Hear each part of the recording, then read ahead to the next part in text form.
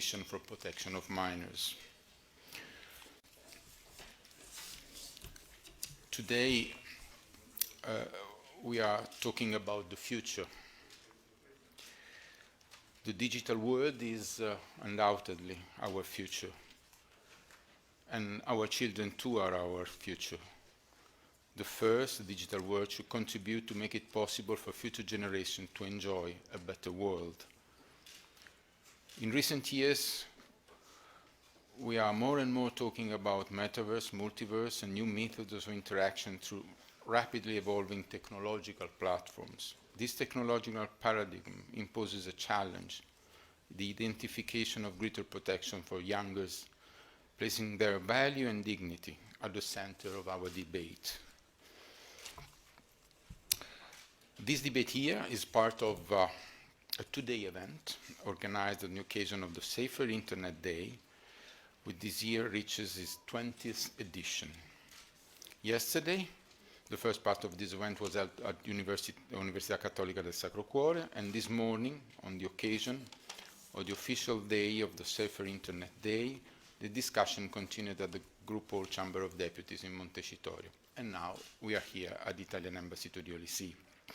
Let me introduce to you and thank Emilio Puccio, Secretary General of the Intergroup on the Children's Rights in the European Parliament, who will chair this debate, and all the distinguished speakers that Emilio will call today here.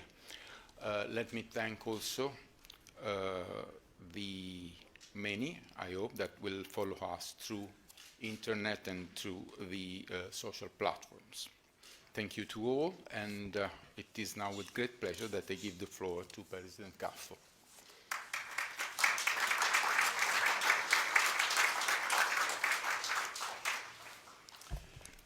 Authority, friends, and Ambassador, I'd like to thank you for this occasion, because we think that the children are crucial in the policy of every government, every state worldwide. And in particular, in this moment, we have to care and to study and do more research in the area of child protection, in the digital area. We start in Rome some years ago. It was 2017, with the Gregorian University, a process which we build a movement that is child dignity for the GDA in the digital world. And with the Holy Father, we started to discuss about this big issue internationally. We had another conference the year after in Abu Dhabi, and after another conference in the Holy See, in the Academy of Science, about the same issue, which we convene experts of different fields, of different universities, religious leaders, and companies to decide what to do for children. And the Holy Father was there to insist in this, to support this process. I think we have to invest more and more energy to do more in this area. In those days, in Milan and in Rome today, we saw that the challenge in which we see the children and adolescents very early involved in the digital world is a very complicated issue. We have to convene new knowledge, new investment. In particular, we have to involve more and more the economy to be more interested to the child dignity, to the dignity of the person, because sometimes the economic interest don't care about the fragile, in particular the children.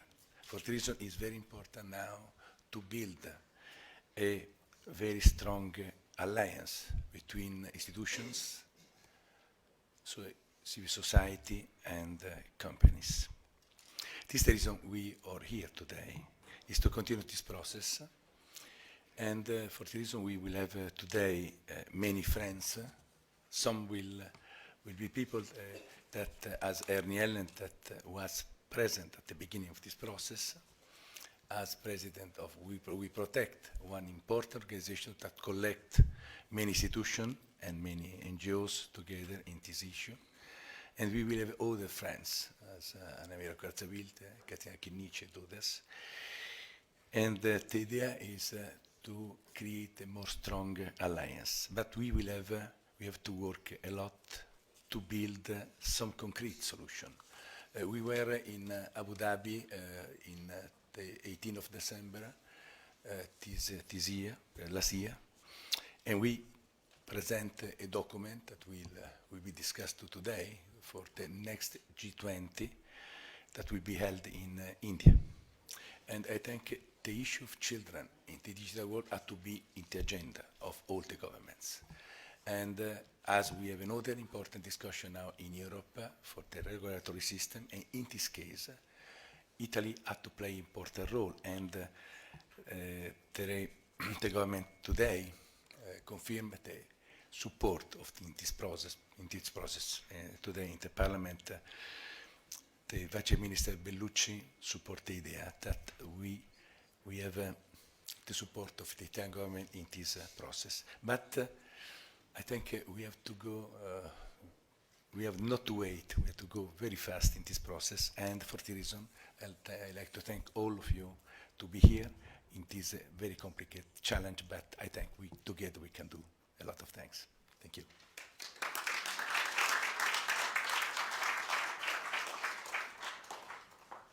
Thank you very much, Professor Caffo. Thank you as well, His Excellency Ambassador Dinito, for hosting us in such a beautiful place here in Rome. Thank you so much for that. Coming from Brussels, this is very much appreciated, I have to say. So we have some little last minute changes, unfortunately. So Deputy Prime Minister Antonio Tajani is not able to come. I pass on his greetings, but unfortunately there's an Italian citizen missing in the aftermath of the earthquake that has shaken Syria and Turkey, so he couldn't come. And at some point we will also have the video message as well from Minister Eugenia Roccella. But before we go to the speakers themselves, I would like to give, well, first of all, to say some rules. I would ask all the participants and the speaker to please stick to the time, because we have a very long program ahead of us. They started already yesterday in Milan, today in the Italian Parliament, so I would kindly ask everybody to stick to the time. Today is the Safer Internet Day. We are celebrating the 20th anniversary, in fact, of the Safer Internet Day. 20 years, it seems not a long time in legislative terms, but if we think about the digital world, it's in fact a lifetime. The world has tremendously changed, and when it comes to the internet, the digital environment is a very fast-paced environment. And, then the internet, let's be honest, it hasn't been designed having children in mind. Nowadays, though, 1 out of 3 children, in fact, account for all the users of the internet. So, of course, this whole situation requires the intervention from the legislator, but also it obliges us to actually make some sort of reflections and try to come up with solutions that can address those challenges that our children are going to face if we let the internet go completely unchecked. And that's what we're trying to do today. I have to say that this is one of the very important things that Professor Caffo does with Telefono Azzurro, is to bring us together, to bring all the actors together. This morning we heard the contribution of all the Italian authorities, and I see some of them here as well represented. We had all the police authorities as well involved, and I see some of them here as well. We have politicians, we have policymakers, we have NGOs. So that's, the internet by definition transcends the national borders. It's a transactional institution, an issue. So that requires a whole society and global approach.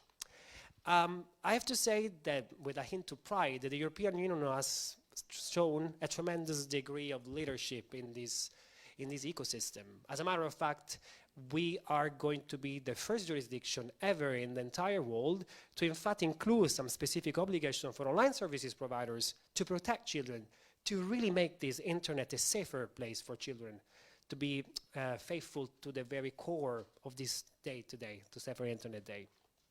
But so, we will have time to unpack all of these challenges, both at the legislative level, but as well on the prevention and what are, let's say, what we can all do, because we all can play a role, and we have to play a role, in fact, to bring about a real change in this ecosystem and make sure the children are protected online. So I try and ask if there's already the video message of the Minister Rocella. If not, I would like to then ask the Honourable Member Caterina Chinnici, who is the co-chair of the Intergroup on Children's Rights in the European Parliament, which I have the honor to be the Secretary General of. It has been founded precisely in 2014, already back in the last mandate, together with Honourable Member Anna Maria Corazza-Bildt. So, Mrs. Chinnici, please, the floor is yours.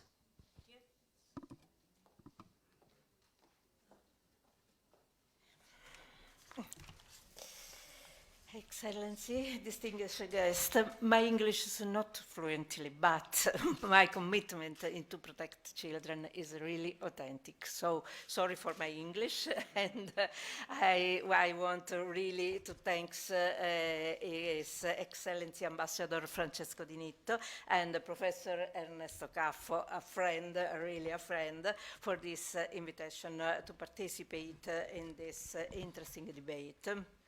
On the occasion of the Safer Internet Day, which since the first edition has become a landmark event in the online safety calendar, not only at EU level, but I think really also outside Europe.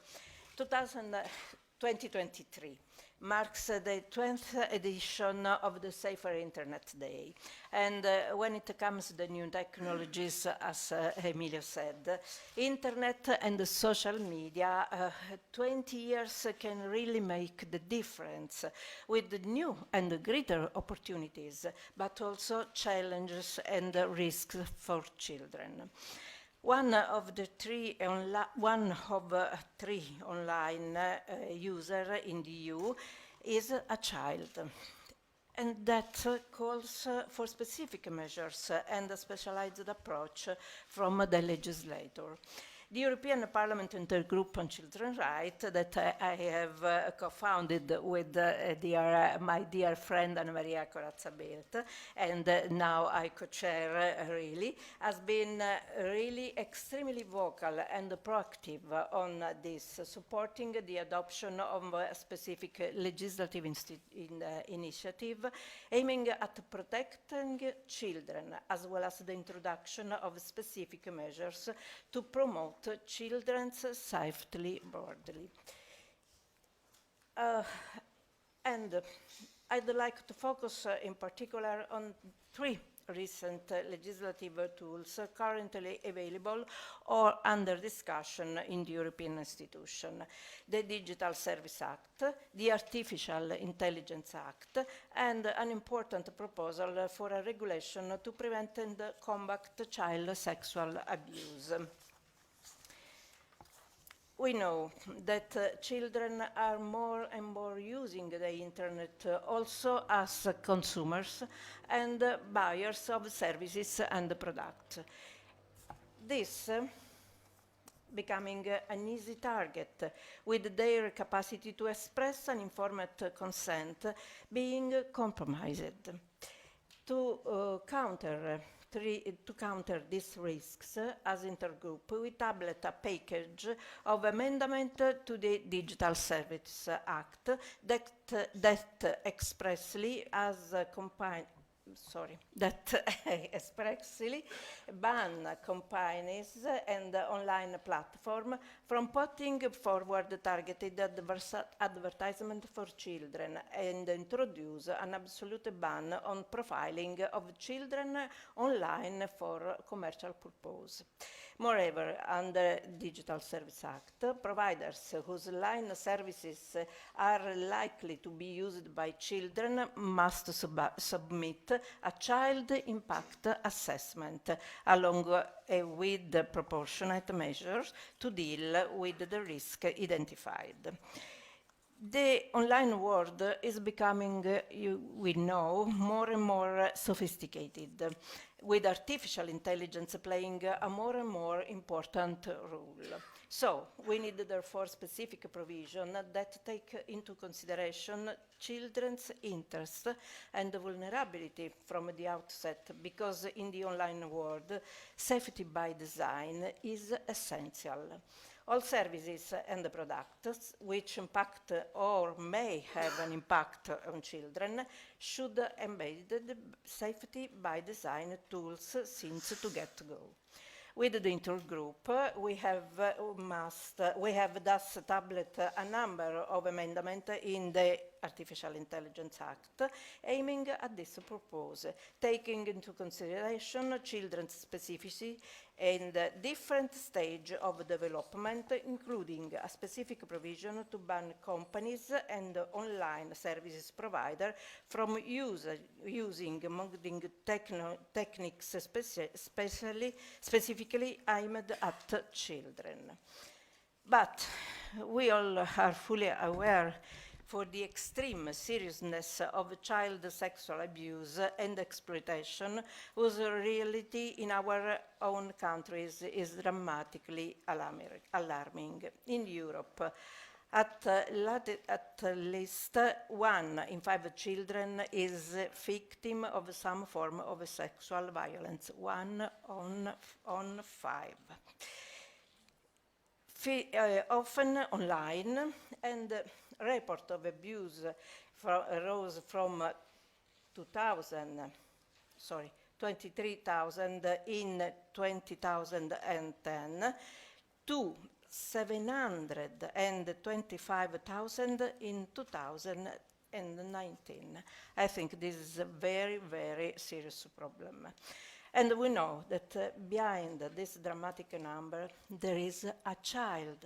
There is a child whose life has been stripped away for their very basic rights, with consequences that might affect them forever. And the coming pandemic exacerbated the situation, with the children spending more and more time online, but has also been a wake-up call for all of us.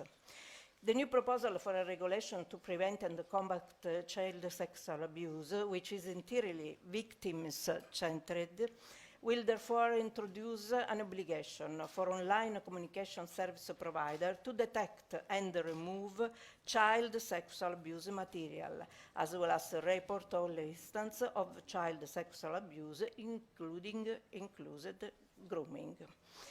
20 years ago, online services providers were deemed not accountable for the technical impossibility to detect and prevent criminal activities of the users. Now we do have instruments and tools that allows such detention.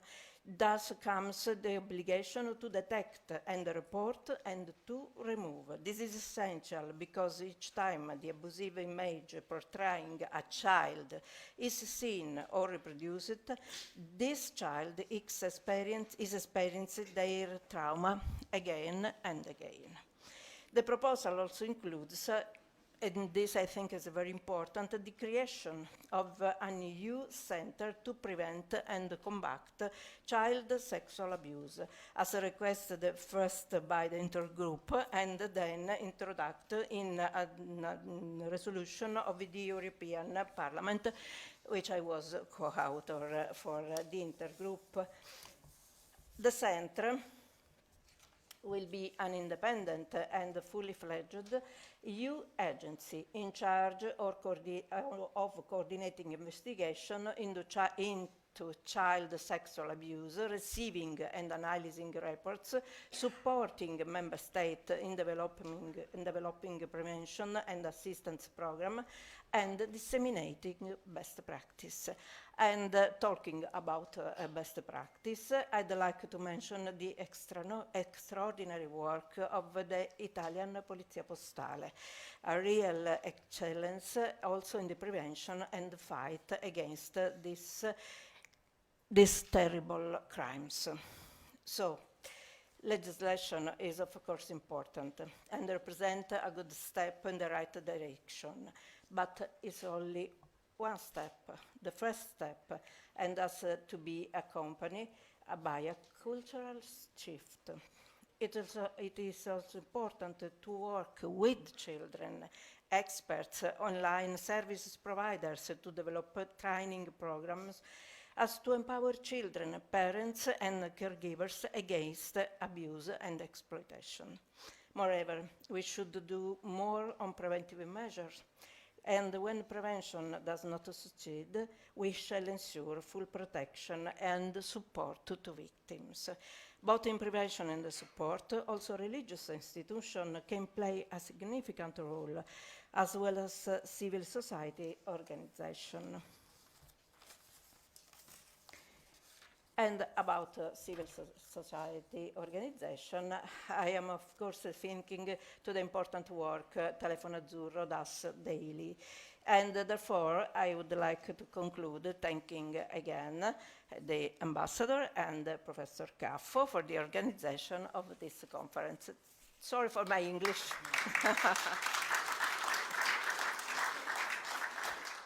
Thank you so much, Honorable Member Kinichi. Thank you for your comprehensive intervention to give us also the snapshot of what it is actually at stake when we talk about children's rights. You rightly said we're not talking just numbers here, we're not talking just data, but there's a human face behind. So thank you so much for giving the human face as well. And as well, in a way, to say that in fact, those challenges need to be dealt with by the legislator. And at EU level, there is the political will, and there are now the tools, and legislation is definitely the most powerful weapon. I'm very also happy and thrilled to welcome the Minister Adolfo Urso, who joined us today, and he's also, well, he's the Italian Minister for the Family, Birthright, and he's the Minister of Enterprises and Made in Italy. Sorry about that. I was misreading. Sorry about that. The floor is yours. Mi limiterò a un breve saluto, innanzitutto ringraziando gli organizzatori, a cominciare ovviamente dal professor Caffo, Telefono Azzurro, l'ambasciata d'Italia, di questo importante e significativo meeting. Sono appena atterrato con un volo da Stoccolma, perché avevamo un vertice europeo a Stoccolma e devo immediatamente rientrare al Ministero per le incombenze che ho. Farò una breve riflessione che parte proprio da Telefono Azzurro.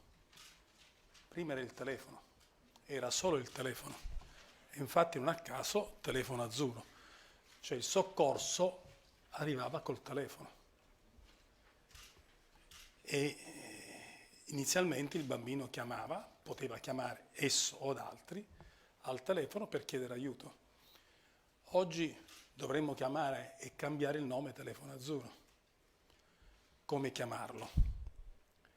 Nel senso che i mezzi di comunicazione sono moltiplicati. Siamo in un universo del tutto diverso che entra quotidianamente nella nostra vita. E la pandemia, veniva prima detto, ha accelerato questo fenomeno, che sarebbe comunque avvenuto. Pensiamo semplicemente al telelavoro, al lavoro casalingo. Sarebbe avvenuto, le grandi aziende lo stavano programmando nell'arco di qualche anno, forse anche qualche decennio, ma la pandemia ha accelerato tutto questo. È stata un'accelerazione della storia, per cui noi stessi, tutti noi, siamo piombati in una realtà del tutto diversa, con una casa che è un elemento fondamentale del villaggio globale e che comunica in modo diverso. Ce ne siamo resi conto, questo riguarda anche, la comunicazione politica. Durante la pandemia io ero il presidente del Comitato parlamentare per la sicurezza della Repubblica e siamo intervenuti proprio su come venivano utilizzati i social, i new media, la rete per la vera campagna propagandistica di disinformazione. Pensiamo a quello che ha avuto effetto tra noi adulti e rendiamoci conto di quanto effetto possa avere tra i bambini. 2 anni fa, gran parte, bastava guardare i sondaggi, gran parte degli italiani e degli europei credevano davvero che il sistema migliore per combattere la pandemia non fossero le nostre deboli democrazie occidentali, ma fossero le forti, significative, autorevoli sistemi orientali, la Cina per tutti, e che anche noi eravamo in difficoltà nella ricerca dei vaccini perché eravamo troppo lenti anche per quanto riguarda la ricerca scientifica, mentre i vaccini russi o cinesi erano straordinariamente efficaci e chi in Italia non chiedeva che fossero immediatamente resi applicabili. 2 anni dopo ci rendiamo conto che quella narrazione era del tutto falsa, che la Cina è ancora purtroppo drammaticamente immersa nel tentativo di contrastare la pandemia e che i vaccini non hanno avuto la stessa efficacia. E quindi ci rendiamo conto con questo paradosso, con questo paradigma, quanto sia influenzabile e quanto il sistema dei media possa influenzare le opinioni. Rendiamoci conto degli adulti che hanno dei sistemi di valutazione estremamente significativi, delle capacità critiche sviluppate nel tempo e con l'esperienza. Pensiamo cosa accade ai bambini che queste capacità critiche non le hanno e che credono che esiste una realtà, una fantasia fatta di draghi, di orchi, di fate. E questi draghi, questi orchi o queste fate possono giungere a loro attraverso il sistema in ogni momento, senza avere la possibilità di discernere ciò che è vero da ciò che non è vero, ciò che è utile da ciò che è pericoloso. Bene, sappiamo che è importante questa realtà perché offre enormi opportunità. Io l'ho visto, io ho dei figli grandi, oltre 40 anni, dei figli molto piccoli, di appena 5 anni, e tanti nipoti. E mi rendo conto quando i figli di oggi, cioè i minori di oggi, hanno delle enormi opportunità di apprendere, che noi non avevamo. Noi affrontavamo la realtà forse nella scuola elementare, cominciamo ad affrontarla, loro l'affrontano nei primi mesi di vita, l'affrontano negli asili nido, ma l'affrontano anche nella vita di ogni giorno dentro casa con questa capacità di conoscere il mondo che noi non avevamo. Quindi straordinarie opportunità di conoscenza che noi dobbiamo sottrarre, che dobbiamo facilitare, ma anche straordinaria vulnerabilità nel mondo che entra dentro la nostra casa e dentro le loro possibilità di comunicazione che ne alterano la realtà con tutti i pericoli che noi tutti conosciamo.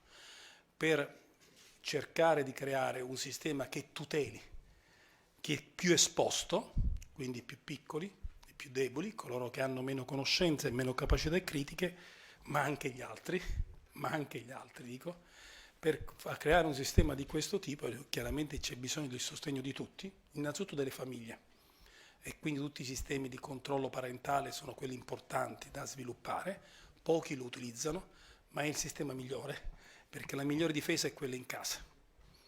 Il migliore antifurto è quello che viene realizzato dentro le nostre abitazioni, non è quello esterno, che fornisce lo Stato.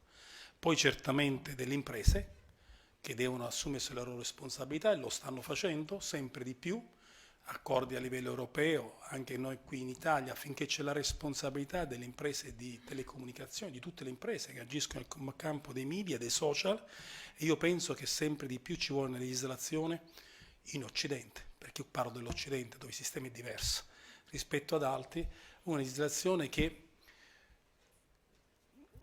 determini il diritto, cioè la responsabilità degli editori, degli imprenditori o di chi mette le comunicazioni, così come in qualunque, io sono un giornalista di professione, così come nel nostro mondo c'è la responsabilità del giornalista, del direttore, di chi dà l'informazione, tanto più ci deve essere la responsabilità di coloro che danno informazioni al sistema dei social, che si devono individuare ed essere responsabili. La libertà, e la libertà ci deve essere garantita, si coniuga sempre col principio di responsabilità. Io sono libero di svolgere un'azione, sono libero di esprimere un'opinione, ma ne devo essere responsabile di quell'opinione che esprimo, di quell'azione che commetto. E quindi anche io credo che bisogna porre il problema di cancellare l'anonimato. In fin dei conti tutto inizia con Facebook. E Facebook era: ci metto la mia faccia. E io devo metterci la mia faccia. Perché dietro l'anonimato si nascondono ovviamente tante insidie e pericoli individuali, ma anche, dico, collettivi, perché dietro l'anonimato che si nascondono tante fake news, tanti social costruiti per l'occasione. Io credo che nel mondo occidentale, cioè nel mondo che garantisce la libertà degli individui e delle imprese, il principio della libertà va sempre coniugato con quella della responsabilità. E in questo campo noi ci dobbiamo muovere, consapevoli delle opportunità straordinarie che ci forniscono i nuovi strumenti, non dobbiamo negarli a noi e nemmeno ai nostri figli, ma anche della responsabilità che soltanto il legislatore può definire, come è giusto che sia, e per questo concludo, tra l'altro, noi abbiamo intenzione di realizzare un tavolo di confronto con tutti gli operatori del settore per giungere insieme a loro a una normativa, ovviamente coniugata con quelli che sono i principi e i valori europei, che garantisca con la massima libertà, la massima responsabilità e quindi la migliore tutela possibile, soprattutto a chi non ha sufficiente capacità critica, non può averle, e alla scoperta della realtà, nel scoprire la realtà, noi non dobbiamo evitare che dietro la realtà ci sia l'inganno, molto spesso purtroppo particolarmente grave. Buon lavoro, grazie.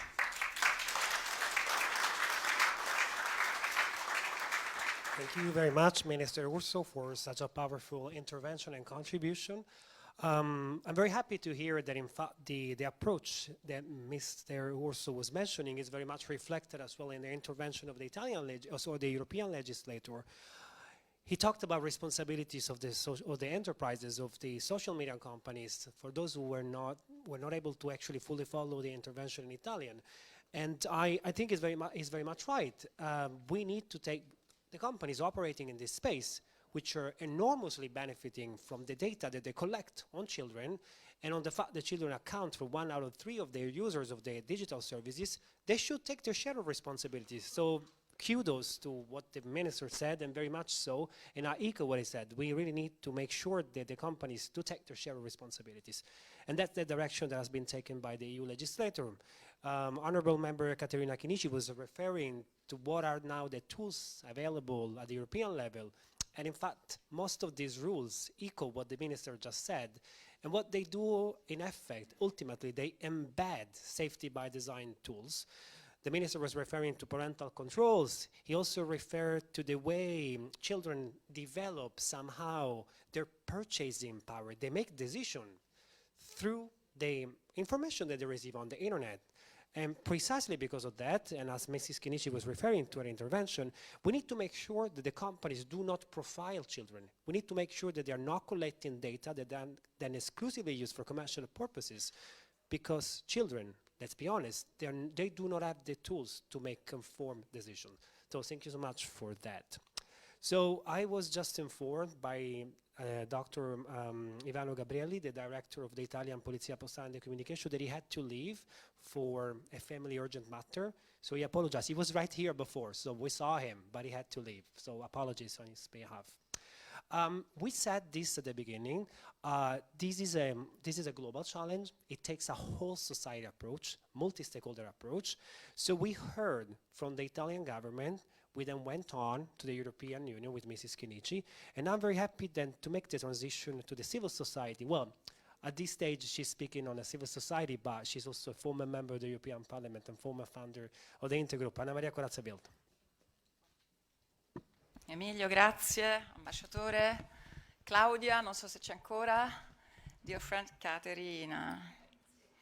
I'm very nostalgic to see all of you here because it's an amazing community of friends of Telefono Azzurro, first of all, but we've been working together so much over the years. This marathon Milan-Rome that Ernesto brings us to.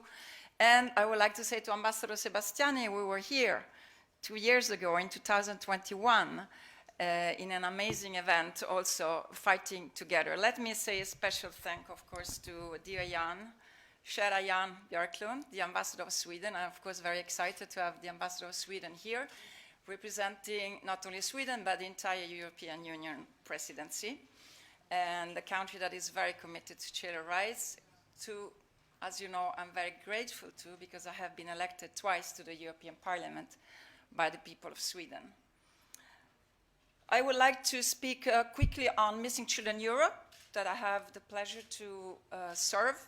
It's a federation of 33 member organizations, to which Telefono Azzurro is one of the strongest pillars throughout Europe, not only the European Union.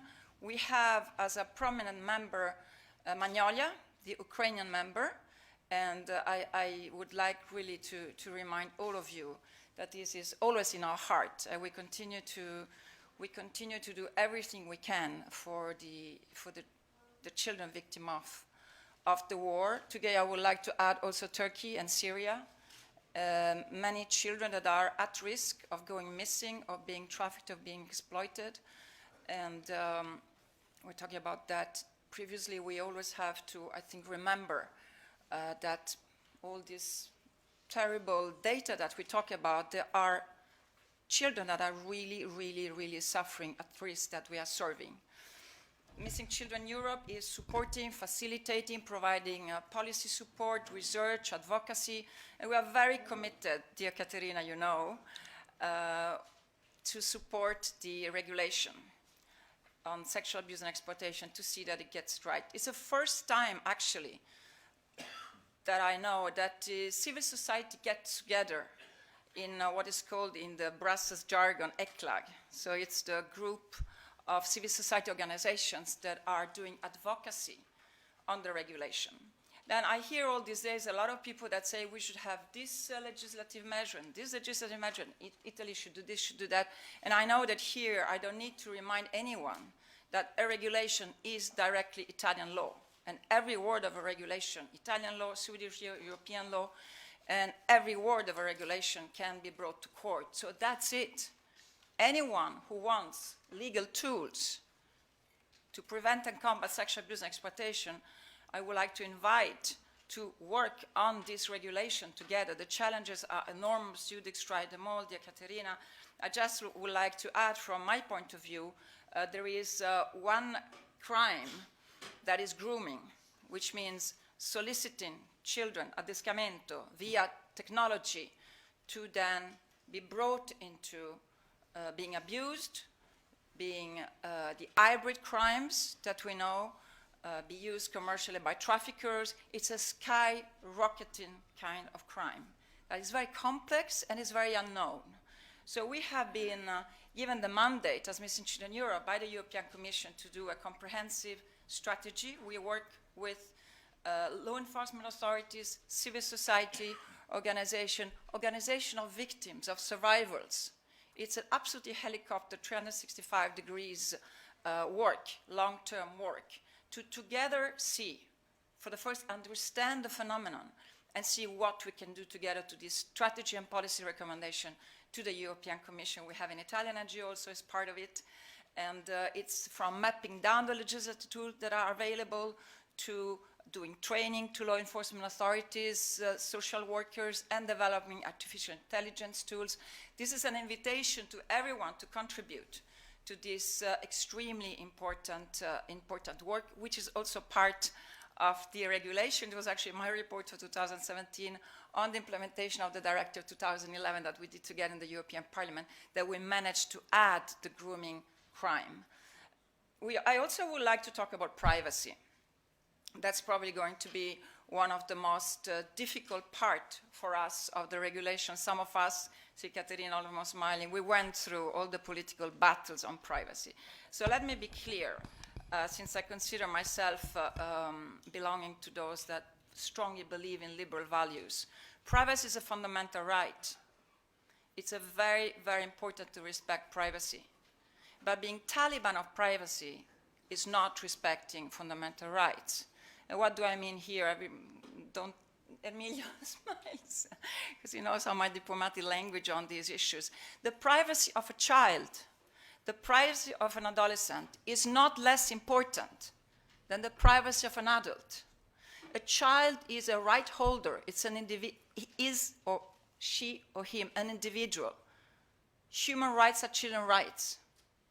So the idea that to safeguard my privacy, a child has to be abused, a video has to circulate forever, and being seen, because looking at a video is also a crime. Children that look at video is also a crime. No. So please, let's join forces to get it right. We have to have safeguards. We have to have targeted use of hashing technologies, photo DNA, scanning of the web. I don't want to be too technical, but we cannot sacrifice law enforcement, because a crime is a crime even if you don't see the blood flowing. A crime is a crime even if you don't see the tears, especially if it's a minor. So it's a battle that is worth doing it. I hear people saying, oh, we will never succeed because the lobby is so big, the advocacy is so big, they have so many resources. Let's join forces. And the other issue that I would like to say about the regulation, it is very important to recognize the crucial role of enforcement authorities, because we are talking about combating crime, combating organized crime. But it is as important to involve civil society organizations, because as Telefono Azzurro teaches us, there is so much more to take care of both prevention, to take care about survivors, to work with the families, to work with the children, that it's not one or the other, it's both. So we need to have, when we look at this agency, which I'm extremely happy that finally we managed this battle of the agency, when we have in the United States an amazing agency, the National Center for Missing and Exploited Children, with our dear friends. Ernie, are you there somewhere in the cloud with us via video, who has been co-founding it? It's an amazing model of how we in Europe, we cannot have legislation at European level and 27 ways of implementing it. We need an agency that can at least help to give a framework in respect of the different judicial systems and law enforcement systems that we have in the member states. I would like to say that it's urgent, because we have seen what happens when you have a legal gap. The Electronic Communication Code that extended the e-privacy directive entered into force in December 2020. And we managed, very much thanks to Caterina, very much thanks to Emilio, to have an exception. The exception entered into force in July 2021. You know what happened between December 2020 and July 2021? Skyrocketing cases of child sexual abuse and exploitation online, because companies like Meta couldn't use scanning technology, couldn't use photo DNA, couldn't use hashtagging technology, because it was forbidden by the privacy directive. So that's what we're talking about. We know what happens when you cannot use the tools that technology gives us. And technology is giving us tools. And of course, this regulation has to be technology neutral, has to respect innovation, has to respect the fact that politicians are not in the front seat anymore. It is innovators who are in the front seat. But innovators need a legal framework to operate. So future-proof, net neutrality, legal certainty, user-friendly. Let's not do like GDPR, that we also have been. Caterina, how many amendments? 5,000. The General Data Protection Regulation, great. Europe has been setting the standards that the rest of the world is looking at. We're proud of that. Silicon Valley had to adopt our standard to protect privacy. I see the authority of privacy looking at me with a smile. Thank you for that. That is being showing Silicon Valley that Europe is not a tiger, a paper tiger. But the number of lawyers that make billions in Europe and in the world because of the data protection regulation, general data protection regulation, impossible to interpret it and implement it without having expert after expert, because it was a compromise of a compromise of a compromise. We really have to not do the same mistake with this regulation. And now I would like to just finish very quickly by saying thank you for having us in the Vatican Embassy. It is very, very important. We have also in the cloud and with us here today representative of the major faith in the world. Why? Because this is a global fight. It's not only a European fight. I would like to say, if I may, Ambassador, I'm very happy to see that we have friends from the embassy from other parts of the world as well. It is a common global fight, where maybe some countries have stronger institutions, other countries have less strong institutions, but with 5G and Wi-Fi that is rolling out everywhere, the dark side has to be tackled together globally. And I hope that with this regulation we can be, with a lot of humility, standard setters, so that we can work together with the rest of the world to create global standards. And we need faith communities with us, because you are present everywhere, in all the communities. And we need to work at grassroots level, but we also need to work with policymakers everywhere, both at top level, at leaders level. And this process that Professor Caffo has been talking about, what we call the Rome Abu Dhabi, Rome Abu Dhabi, Rome, that in December when we were together in Abu Dhabi, major leaders of the major faith communities have been subscribing a statement on digital child dignity. Child dignity. They have agreed basically that whatever the differences of religion, which I personally respect completely, I think here we all respect, child dignity, respecting a child as an individual with the dignity has to be at the center of the commitment of all major religions, to make it respect also online and not only offline. And I hope that we will continue together this process. Emilia, this is the last word, is the G20.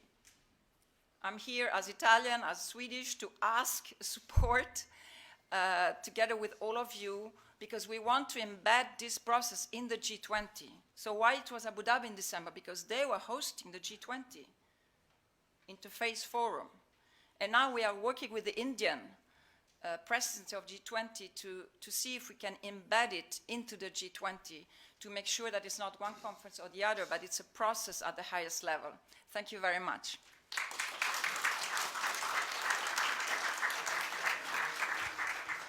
Thank you so much, Anna Maria, for such a comprehensive intervention and contribution, walking us through some of the main challenges. You went straight to the core of some of the challenges that the online world is posing. You mentioned grooming, which is unfortunately a very sad reality. And as a matter of fact, that's actually, most of the time, is the first point of contact for the perpetrators. That's how they recruit their victims. So thank you so much as well for shedding some light on the grooming bit.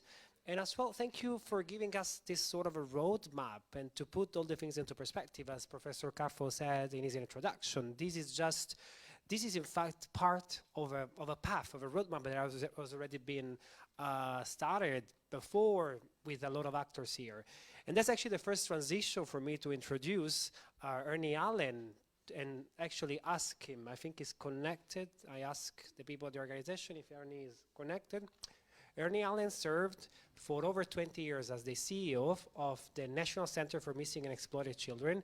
He now serves as the chair of the board of We Protect Global Alliance, which is the result of the merge of We Protect and the Global Alliance, two organizations, one founded by the European Commission, another Swede, when back then Commissioner Cecilia Malmström was the EU Commissioner for Home Affairs, and then the UK organization. Ernie is also a giant in this ecosystem. He's one and only. I wonder if he's... I'm here, Emilio. Can you hear me? Ernie. We can't see you, but we can hear you. Well, that's to your benefit, I think. Go on then. No, thank you very much, Emilio, Ambassador Donito, Minister Urso, Professor Caffo. I'm honored to be here. And I want to express my particular thanks to Minister Tajani, who I know is not there, but to the Italian government for Italy's new initiative in this area. I think the potential is enormous. Emilio, you have pointed out, Mrs. Canici's pointed out, and Maria pointed out about the new debate over the European Commission's proposal to build this concept into European law. Critics, as Anna Maria noted, argue that it violates privacy rights. We believe in privacy. We just don't think it's absolute. And I would quote none other than Pope Francis, who said at one of our conferences, freedom and the protection of privacy are valuable goods that need to be balanced with the common good of society. And the Holy Father argued that governments must use appropriate legislative and executive measures to counter criminal activities that harm the life and dignity of minors. Let me also briefly, as I begin, express my deep sadness on the loss of our friend and ally, Franco Frattini. He was a great champion who worked with us closely in our earliest efforts to protect the children of Italy, Europe, and the world. We miss him greatly. But in many ways, the action that Minister Tajani and the Italian government are now taking is a product of a long process in which Italy has been a leader from the beginning. Let me provide some brief highlights. In 2011, 12 years ago, we convened a summit in the Italian Senate. Our keynote speaker was Archbishop C.J. Scicluna, who presented 10 basic principles. The first of those was that the well-being of the child is paramount. He called child abuse a tragic wound. In 2017, we convened a World Congress in Rome. The attendees adopted a Declaration of Rome and presented it to Pope Francis. It concludes, in this era of the internet, the world faces unprecedented challenges if it is to preserve the rights and dignity of children and protect them from abuse and exploitation. In follow-up to that, we gathered leaders of the world's major faiths in partnership with our friends at Arigato International and others. We gathered them in the United Arab Emirates, at which we adopted the Abu Dhabi Declaration, which concludes, quote, protecting the dignity of children is a cause that will unify and mobilize people across countries, cultures, and faiths. In 2019, as Anna Maria and Ernesto pointed out, leaders came together again in Rome. And at that meeting, Pope Francis spoke of, quote, the tension between the idea of the digital world as a realm of unlimited freedom of expression and the need for responsible use of technology. He said, the longer we wait, the more entrenched and insurmountable this evil becomes. So I would argue that today we meet at a pivotal time. Why is action in Italy, Europe, and the world so vital? Well, I would argue that the harms to children are growing. Few examples. You pointed out that UNICEF estimates that 1 in 3 internet users is a child. Well, let me add an additional element to that. 92% of the world's internet users use a mobile phone to go online at least some of the time. Parents are not providing the level of oversight that they previously provided. And UNICEF found that 90% of Italy's children use a mobile phone to go online. A New York Times headline read, the internet is overrun with images of child sexual abuse. What went wrong? They added, tech companies, the government, and authorities are no match. I would argue we have to change that. Live streaming sexual abuse has become a global enterprise. At our meeting at the Vatican in 2017, Cardinal Luis Antonio Tagle said that poor families face what he called an excruciating choice. Allow their children to be sexually abused for money, or simply sell their children into slavery and never see them again. The FBI has called sextortion an epidemic. While most victims are teenagers, Thorn, the nonprofit, reports that 1 in 4 victims are less than 13 years old, and only 17% of these cases are ever reported to law enforcement. These children are hidden victims. The issue of the exposure of children to violent and sexual content online. The Canadian psychologist Dr. Michael Cito called it the largest unregulated social experiment of all time. For generations, we've created barriers in the physical world to prevent children from accessing this kind of content. Today, those barriers don't exist in the digital world. Human trafficking. A 2022 report found that 50 million people are living in modern slavery. 1 in 4 are children, and the traffickers have migrated from the streets to the internet. It's easier, it's less risky, it's more profitable. Cyberbullying. A study in 28 countries found that 1 in 6 parents reported their child experienced cyberbullying, and 65% took place on social media sites. Suicide. Suicide is the fourth leading cause of death for 15 to 19-year-olds. Young people are encountering online content that promotes suicide and self-harm, including instructional videos, tributes to victims, online challenges or hoaxes that urge those struggling with their feelings to harm themselves.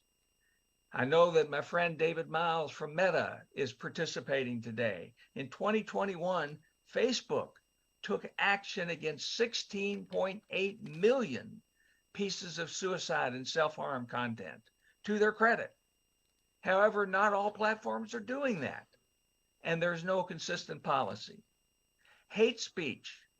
In 2021, Facebook alone removed 96 million pieces of hate speech, and their CEO called for global regulations. Today, there's a lack of consistency and uniformity. There are lots of other examples. The response to these growing risks requires leadership from governments, industry, law enforcement, civil society, and others. So let me, in conclusion, express my sincere gratitude for the leadership of Minister Tajani and the Italian government, for Mrs. Kinichi and European leaders, to faith leaders, to Telefono Azzurro, and to many others. We have a lot of work to do.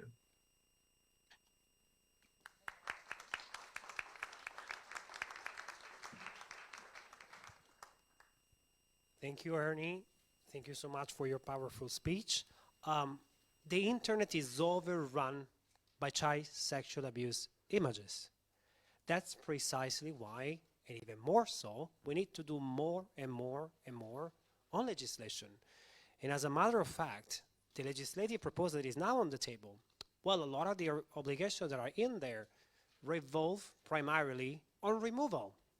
And this has been criticized by some. Why don't we do more on prevention? Sure, we should do more on prevention, but it has to be, the focus has to be on removal, because as Ernie said before, as Anna Maria has touched upon, Mrs. Kinish has touched upon, those crimes, unfortunately, do not end in the moment the abuse is consumed, because once they are portrayed in a photo and they are shared and shared and shared, we condemn the victim to a cycle of re-victimization at every single new view of that very image. So I want all of us to reflect about this and to think about this as a moment where we can all come together and play our role. So I would like now to give the floor. So we heard from Early Allen and Anna Maria Corazza-Bildt bringing the civil society voice. I would like to hear now from Ms. Antonella Sciarrone Alibrandi, who serves as the Undersecretary of the Dicastery for Culture and Education in the Holy See. Thank you so much. Thank you. It's a great pleasure for me to be here today. I was appointed in this new role for me, Undersecretary of the Dicastery for Culture and Education, just a few weeks ago, at the beginning of January. And until the end of the last year, I was a professor at Università Cattolica. I was vice rector in Milan. And so for me, this is a new challenge, and it's a great pleasure today to be here and to attend a conference that is the last, I think, appointment of the three. Just yesterday, the initiatives of this year started at my university, in Università Cattolica, and today these two events, really important events in Rome. I think that this is the most important and the better approach for this topic, together for a better internet. This is the claim, the topic of the Safer Internet Day 2023. Together is extremely important, act together, because I have to say, I'm a professor of law, so I'm sure that it is extremely important to work at the European level, but also at the national level in terms of legal framework, an effective legal framework to tackle the very, very many risks related to internet and a lot of risks connected. And this is extremely important. But this is not the only perspective. I think that, as said before, culture and education are two different tools, but very important tools to go on and to protect children with regard to the new risks. And the education is, for me, also in the perspective of my new role in the dicastery, education is the first challenge. And education from the beginning, the primary school and even earlier. It is extremely important to give the opportunity to our children to understand the opportunities, of course, of the digital world, but also the risks. Many risks. I heard a long list of risks. I would add another one risk: gaming online. Gaming online is a big problem, really, big problem, increasing, especially during the pandemic, but also now. And the consequences, the negative consequences of gaming online are not only for children, but also for their families. And this is extremely important to tackle this risk.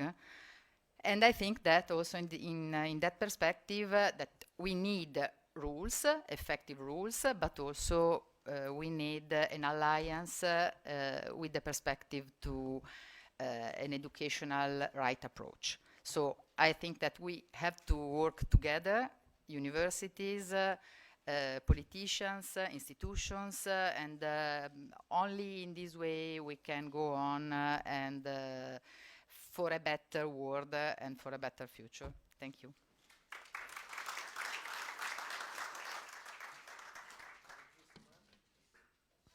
Thank you so much. This message very much resonates with the very spirit of this meeting, in fact, to put all the people together and cooperate to do more to make the internet a safer place for children. I would like now to give the floor to a friend, Adrien Taquet, who is the former Secretary of State for France for Child Protection and Families. In fact, he was the very first one to hold such a position, which was created by President Macron himself back in 2019. Messieurs les secrétaires d'État, je pense que vous êtes connectés. Je suis connecté. Bonjour. Oui. Good afternoon to everybody. I hope you can hear me well. Is that the case? Yeah. Well, very pleased to be together with you this afternoon. Thank you to everybody. Thank you to SOS Foundation, Telefono Azzurro, for this event around the Safer Internet Day. So we're here to talk about child dignity within the digital world, which is, of course, a very broad, very critical issue. Too broad, probably, to fit within the 5 minutes you granted me. So I may be going to try to share with you some of the things we've been doing for the past years in France. So as Emiliano said, I'm no longer a French minister. So I am not talking in the name of the French government.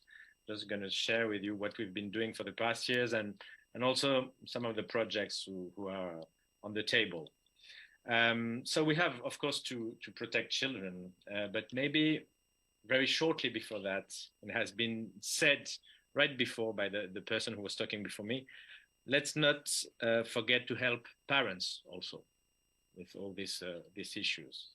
Parents, they feel very lost, very lonely with regards to all these matters. So there are some policies that we can implement, and that with what we've been doing in France by creating, for example, unique web portals with lot of tools and resources for the parents to protect their children against access to pornography, cyberbullying, exposure to excessive exposure to screen, for example. We've been creating also what I call the e-parenthood schools, in order to offer to every parent physical resources, workshops everywhere in France where they can find help and talk with professionals with this regards. We also adopted a law to impose both to providers, internet providers, but also to mobile manufacturers to install by default and by design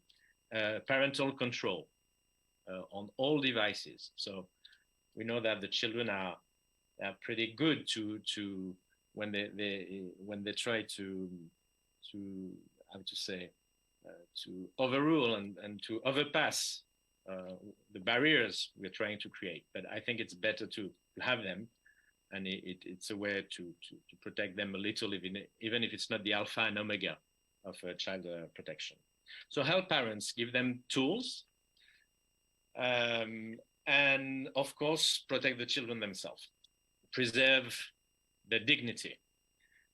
And dignity, it has been said before, it's a very wide range of issues and also threats. And maybe, once again, without getting into the details, but maybe share some illustrations with you. Dignity starts, believe, with kids' image, kids' privacy, has been said also before. Too many parents post photos of their kids without their consent and without realizing that they can become materials for pedocriminals. There's an average of 1,300 photos which are posted on the internet, on social networks before the age of 13, not on their own social networks, but on their parents' social networks, on friends and relatives' social networks. 1,300 photos posted of a kid before he gets to 13. There are 50% of photos in pedocriminal forums which were originally published by parents on their social media. It comes from the National Center for Missing and Exploited Children. So that's a main issue. And in France, very, very recently, you had member of parliaments who proposed a law, has not been discussed yet, nor voted, nor adopted, but to try to reinforce the children's image rights and to reinforce parental authority and to anchor in the civil code the notion of children's private life. So that's an issue in the parliament in France right now. That echoes from other debates elsewhere. Dignity, it's also a matter of children's labor. And even in countries such as France or developed countries, sorry to say so, but it's also an issue. And internet, with that regards, has created new opportunities, I may say, with that regards. And I'm thinking about what we call the YouTubers, children's YouTubers, influencers, who work a lot under the control often of their own parents. And in France, there have been until very recently, 2020, no regulation at all to protect and preserve what is about children's dignity also. And so we've been adopted a law to reinforce this protection based on the regulation we had for children models, the kids who are modeling. And so we transposed this regulation for the YouTubers and kids on social networks by controlling the number of hours worked every day, to have to say what has to become with the money they earn, so that it's for them when they turn 18 and not for their parents, etc., etc. Dignity is also relates to the very, very, very critical issue about access to pornography. That's a main concern here in France. We launched various initiatives for the past 3 years within the French law, within the Paris Peace Forum, with the Emmanuel Macron initiative on these issues. But we haven't found the the trick that really works. And we have very, very, very frightening figures on the access to pornography, on the perception of young people, on items such as consent within a sexual relationship, on items such what is a sexual aggression, on items concerning related to the vision of women. And we have very, very frightening figures from this very first generation who had access to massive pornography through the internet. You may have seen a few days ago, they have the same figures in Great Britain. And so we really, really have to move forward on this item because it's very problematic. And so the minister of Jean-Noël Barrot, which is the new minister for the past 6 months on digital matters here in France, he has just announced yesterday and today, that should be in place next September in France, a technical solution to prevent kids from accessing to porn sites through an ID check. An ID check is going to be in place not only for children, but for everybody who want to access to pornography. And so you'll have an age verification system, probably, it's not definite, and I'm not minister, but probably through a trusted third party, and so that you can have an age verification and prevent kids to access to porn sites by next September. Last but not least, not to be too long, of course, we have to fight to do everything we can to protect our children from and against pedocriminality. I was, and we are in full support to the creation of the European Center to Prevent and Combat CSA, a strong commitment from France. And in parallel, in France, also the French Minister of Home Affairs has recently announced the creation of a specialized investigation office on children's sexual abuse with more means, both human and technical, with an interministerial role in order to fight pedocriminality much more efficiently and massively, I may say, than we are doing today. So as a very short conclusion, 4 points. Let's not forget to help the parents also and try not to culpabilize them. It's not easy to be a parent today. So we have to help them. There's a wide range of issues from child private life to fight against pornography. There's not a strict continuum between all these issues, but some issues are crossed from one to another, and they all have in common to be linked to a better protection of children's both dignity and of course also integrity. Thank you very much.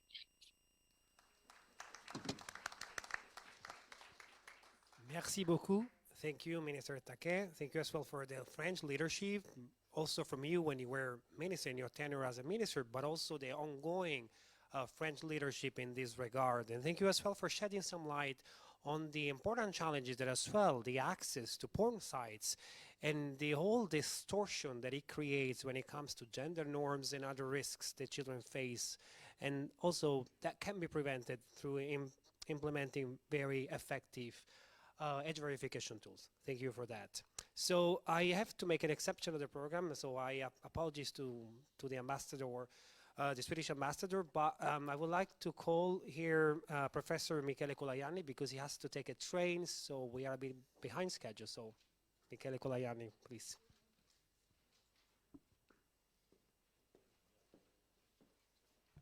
Thank you very much for this invitation, dear ambassadors, dear colleagues, dear friends. There are a lot of friends here, and I'm very happy to be here.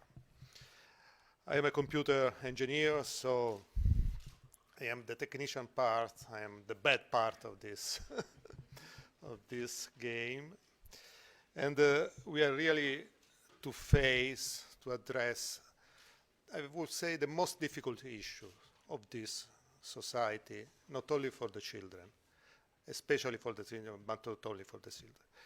I can say that we have to face a genetic problem. Internet was created in the 60s with the idea of freedom, openness, no control, no central authorities. This was our basis, and actually we designed, created, and we are managing what we wanted. In the 60s, in a different world, in a different environment, just for the research. But then, in the 90s, the web arrived, and the problems arrived too. And at that point, so it's a long-term problems, 30 years ago. Since 30 years, we don't know what to do. And I think that it's time, after 30 years, that in some sense, Professor Caffo is related to the age of Telefono Azzurro. I think that it's time to take this problem from the head. So G20 is the right place to discuss about the politics. I mean, first of all, the strategies, not the technologies. Even, let me say, not the law. The law should come after the strategic decision that the politics should take. Because this is a problem. This is a really huge problem, and that, as you heard, no single country, no single policy, no single group of friends, of academics can solve. This is really world problems that must take some basic decision. Privacy or children protection. I mean, in some sense, we have to take this decision. It cannot be the law. It cannot be a professor to take this strong decision. So I think that the G20, Anna Maria, it was the right decision to take this place. Then the international laws, then the technologies. Because I can guarantee that children can bypass many controls. There are plenty of information how to bypass the controls. So the technologies, the operations should come at the end, after the politics, the law, and the technology. And I really would like to implement, to have the power to implement what the politics, the world decision decided, even in my place. I don't want to take, I cannot take this kind of decision. Please take this decision for all of us. Don't leave to the engineers. Thank you very much for your kind attention. Thank you very much, Professor Kolajani. I would like now to give the floor to the Swedish Ambassador, His Excellency Jan Arne Björklund, Swedish Ambassador to Italy. Thank you, Excellencies, ladies and gentlemen. Right now, exactly right now, when we are sitting here in this beautiful room, in this beautiful city, children are abused, children are exploited all over Europe and all over the world. Children who are left with wounds, physical and emotional wounds, they shouldn't have that. They should have wounds from riding bikes and climbing trees, maybe, but not from abuse. Children with no one to trust or to turn to, in desperate need of protection, are instead being fueled with guilt and shame. Civil society plays a crucial role in supporting and helping these children. Child helplines like Telefono Azzurro are important because you listen to the children, and we have to listen to the children. They have to be able to speak to someone, and we have to listen. Thank you for your listening to them. The pandemic, the war in Ukraine, and other factors have increased poverty in the world the last years. And that have forced many people to leave their homes. And that has allowed perpetrators to take advantage of their situation. As always, crisis hit hardest on those who are most vulnerable. This semester, the first 6 months of 2023, Sweden holds the presidency of the European Council in the European Union. Last year, a proposal was presented by the European Commission on a regulation to prevent and combat child sexual abuse, and that is, during our presidency, one of the highest priorities to get this legislation forward within the European Union. We know that parts of it are controversial. We know that there are parts who have to be discussed. Some countries, some governments, actors in countries have different views. But it's time to take this proposal to the top of the agenda in the European Union, and we intend to do that during these 6 months.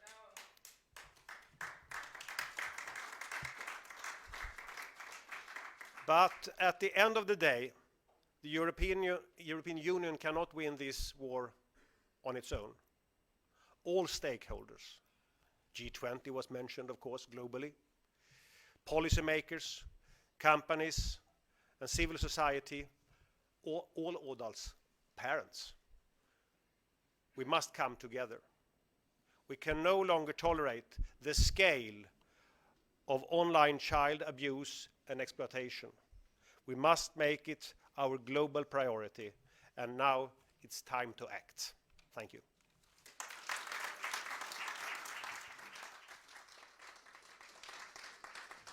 Thank you so much, Your Excellency. Thank you as well for sticking to the time. You never need to remind that to a Swede, so thank you so much for that. Your statement was also very reassuring. It's very reassuring to hear that you, as presidency of the European Council, would like to put this file on the top of the agenda. We are very grateful for that. Thank you as well for saying, you were talking about wounds. It's true, those are real wounds. And for those of those who actually are trying in a way to dismiss or diminish the risks that are online, because sometimes those wounds are actually the result, not even of a physical contact. Sometimes these kids, they find themselves intertwined with this perpetrator without not even having a real contact in real life, but those wounds are real. So thank you so much for saying that, and to give, this credit to the victims themselves, because we need to go, we are doing this for the victims. We need to give them back control to their life, and they're not gonna get back control to their life until we take these photos off the internet. So thank you so much for that. I'd like to move on now and call here on stage Mr. Carlo Maria Polvani, who serves as the Assistant Undersecretary of the former Pontifical Council for Culture. Non c'è. Sorry, he's not here. We are learning by doing. So then we will move on with Mr. Fabio Pompei, CEO for Deloitte Central Mediterranean. Thank you. He's here.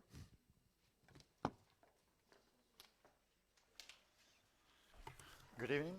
Thank you, Ambassador Francesco Di Nitto, for hosting us in this wonderful location. And thank you, of course, to Professor Caffo.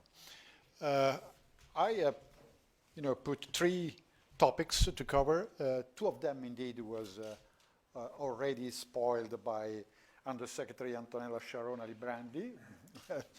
Both, I would say, education and also culture.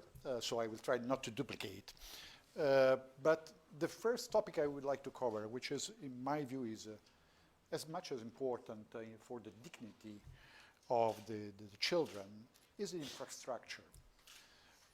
We are coming from a complex period, the pandemic. The pandemic, as already said by most of the speakers, produced an important acceleration in the digitalization of the processes. Some researchers estimated that more or less we could have had 5 years or more of acceleration or anticipation of these processes. But anyway, what our youngest people experience is something very, very important and very hard. They had to deal with distant learning for several months. And in our country, for sure, we have significant portion of our youngest people that weren't able to keep on studying because they were not connected. They have no availability of, the line, the network in their area. So infrastructure is crucial for the dignity of these youngest people, to keep on studying, to stay aligned with all the others. And so this is a priority, in my view. It's a priority in order not to leave anybody behind. So this is, I think, one of the first priority to reach. And unfortunately, as a country, in Italy, we are still behind. The Digital Economy and Society Index, the ESI 2021, unfortunately ranked Italy very low in this ranking, particularly in the percentage of coverage of 5G, only 8% compared to average 14% of the rest of Europe. So we have a lot of things to do. Another point in this ranking, which I would like to mention, is that the human capital. Human capital, Italy, again, in this ranking is very low. When we talk about human capital, it means digital skills, basic digital skills, and advanced digital skills. And in this ranking, we are more or less 25 and 28 countries. So we have a big gap as a country to fill. This ranking refers to people from 16 to 75. So we are talking also about younger people. So hopefully with the pandemic and the new generation will fill this gap very soon.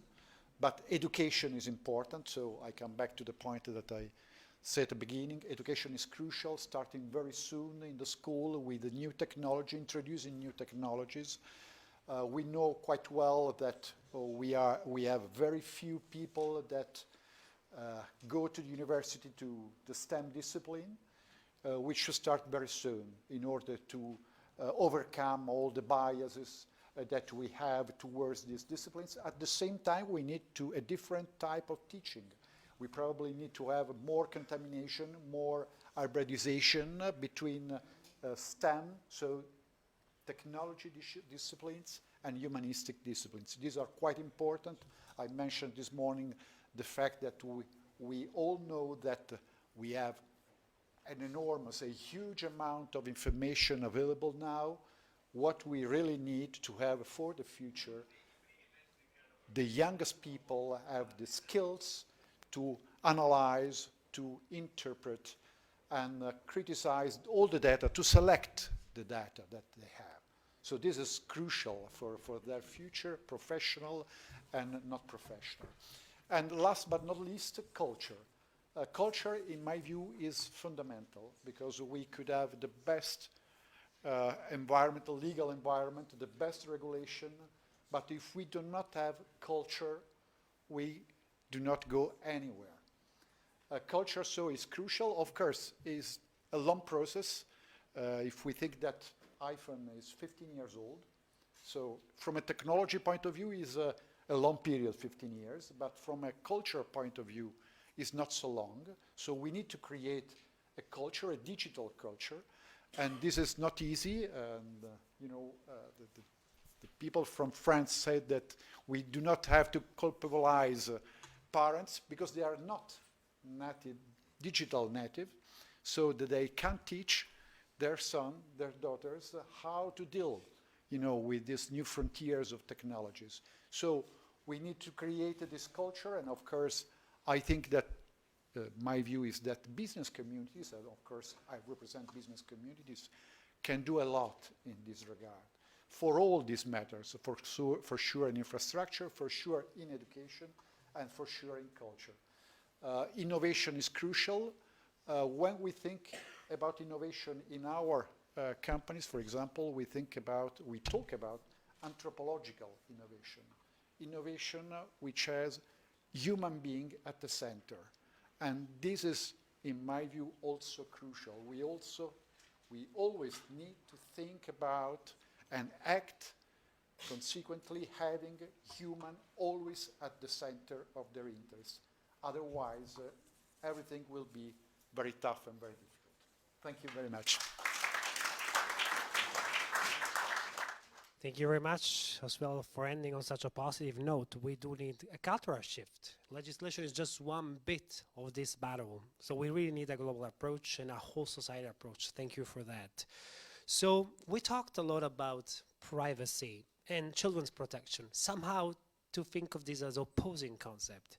Ernie Allen said it, Anna Maria said it. The two things, they actually can go hand in hand.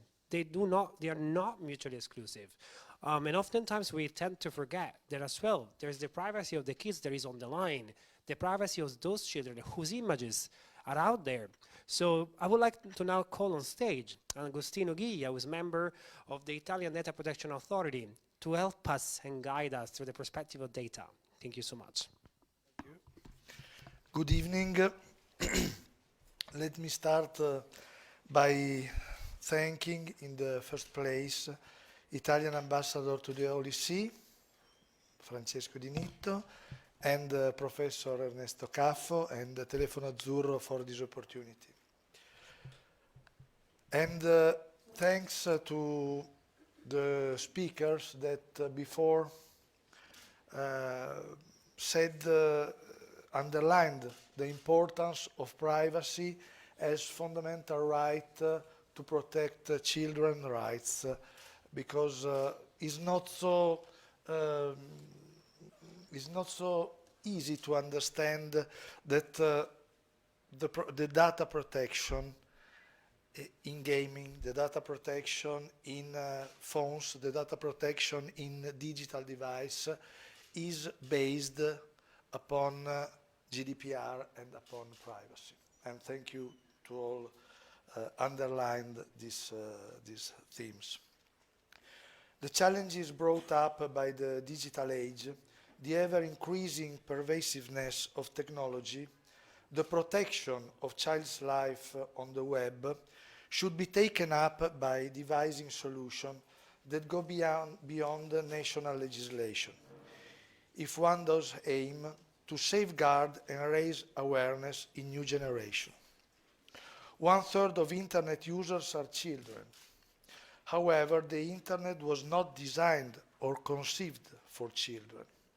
Still, children aged 12 to 18 spend 1/3 of their days on the web in Italy. Several of online services and apps may be used regardless of age. However, there are as many of them that are reserved for adults or at least for users above a certain age.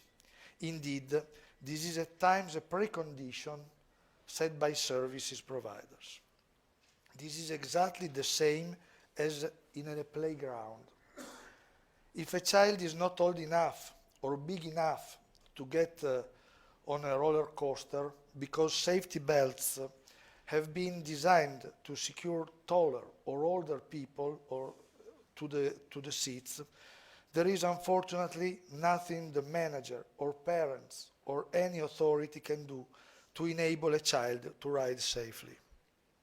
Starting from this assumption, I believe that one should act promptly and bravely through both European and national legislation to make sure the children of the new millennium are really protected. These children may well be digital natives. However, they are seldom equipped to become digital citizens. Let me call your attention to a few possible suggestions shared several times in events like this. Firstly, any contract entered into between a user and platform or app operators for the respective services should be void if a user is below a certain age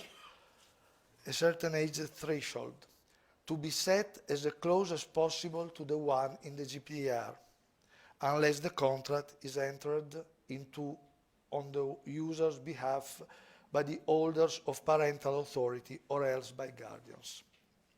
For the same purposes, platform and app operators may be required by law to verify users' age, not identify, by relying on trusted third parties specializing in the supply of qualified age verification services. Today, children literally pay with their data for their right to watch cartoons online, chat with their friends, or share videos and pictures on the leading social network platforms. And obviously, they do so without being really aware of how much their personal data are worth. This is why it would be appropriate to set the age threshold for consent to platform and app operators at a level to be agreed upon, but in line with the age threshold envisaged in the European Data Protection Framework. Additionally, national supervisory authorities should be required to promote awareness-raising projects every year on the value of personal data, addressing those projects to children and educators. In order to avert the risk for children to be left alone in facing the manifold risks and dangers that make up the other side of the digital dimension coin, platform and app operators might be required to make available an ad hoc button which users could activate to directly contact chat or voice-based child alert services. The relevant costs would be borne by the operators themselves. An additional measure might consist in conferring powers on the national supervisory authorities to counter the non-consensual publication or pornographic materials, which was the case, for instance, with the Italian supervisory authority. In particular, it might be envisaged that the supervisory authority could publish a list of the hash codes corresponding to those materials whenever alerts are raised concerning below 18 children. Providers of content sharing services would then be required to look up the list every 24 hours and prevent public publication of any contents that match the codes on the list in question. Coordination and implementation of the individual measures to be set out in such hoped-for legislation might be entrusted to multi-stakeholder committees, including the competent ministries and authorities from individual countries, along with child protection association and personal data protection supervisory authority. Last but not least, digital civic education should be made compulsory in all countries from primary school, so as to provide an adequate knowledge base on technological revolution in a digital age. This would allow building up the digital personality of young generation, which are called upon in hyperhistory, to quote Professor Floridi, to cope with technologies responsibly and in informed manner. Thank you very much for your attention. Thank you so much for helping us put some sort of order in such a highly technical issue. Thank you so much for that. So we are very, very much behind schedule. So I would like really to ask, and I know it is unfair for the next speakers, but I'll ask them to be very, very specific, very concise, and try to shorten their presentation. So I'm going to call, because we know we had her connected this whole time, Joanna Rubinstein, who served as the former president and CEO of Childhood USA, and also a UN Broadband Commissioner alumna. Joanna, are you connected? Yes, and I hope you can hear me. Yes, and again, I'm sorry, apologies beforehand for being unfair to you and the next speakers, but we really are behind schedule, so I ask you to be very concise. Thank you. I will. Thank you so much, and I want to really thank Professor Caffo for organizing this important meeting. He's a tireless leader. And it was a little bit heartbreaking to hear that this is the 20th edition of the Safer Internet Day. Professor Caffo said, and many of you, we need to do more. And what is it we need to do? Yes, new knowledge, new investments, economy, engaging companies, using G20, new regulation. But then we heard Ernie Allen, our guru and guide in this process. And I must have say that I felt, well, we shouldn't be that proud of the 20 years of failure, because despite all the efforts, Ernie Allen really pointed out how we are only doing worse and worse. And it's not that we are not doing what we can do, but the technology is spreading and the risks are just increasing for all the children that are connected. So we need definitely to do more, or we need to do things differently. In one of those attempts to do things differently, together with the Economist Intelligence Unit for a couple of years ago, we created the Out of the Shadow Index ranking 60 countries, how they prevent and respond to child sexual abuse and exploitation, whether it's online or offline. And now we have the second edition of that index. And to my big surprise, France actually came number 2. It was in the first index, it was UK and Sweden. And now we have Sweden is number 3 and France beat us. But we heard really from former minister why, how many important measures in a very short time the French government managed to take to really make the difference. And I think it is hugely important to understand that one of the, perhaps not mistakes, but one of the things we have never been really good at is really reaching the leadership and the decision makers, making sure that the children are on their agenda, not just online, but also offline, because that's the reality. What we see on internet is just a reflection of real life. So keep that in mind. I think this is hugely important. Another thing I want to mention is that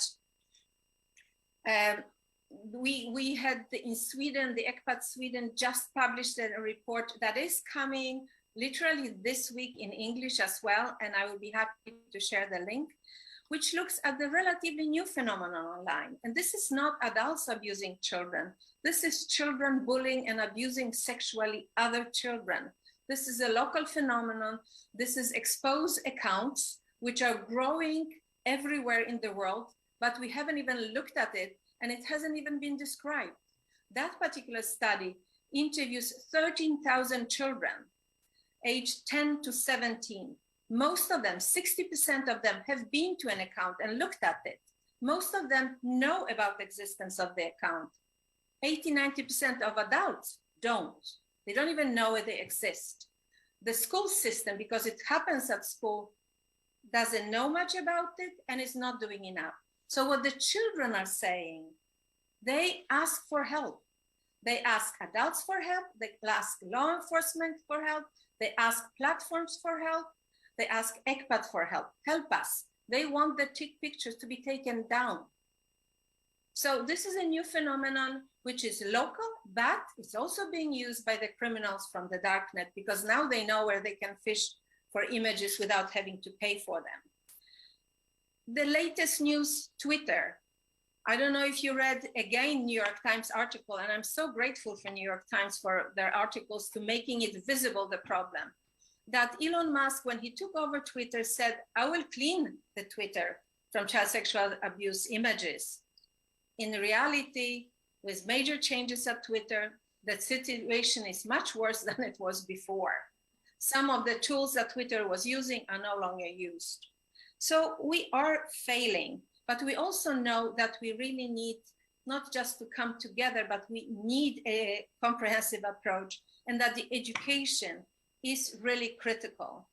But we adults, the governments, the regulators need to take our responsibility.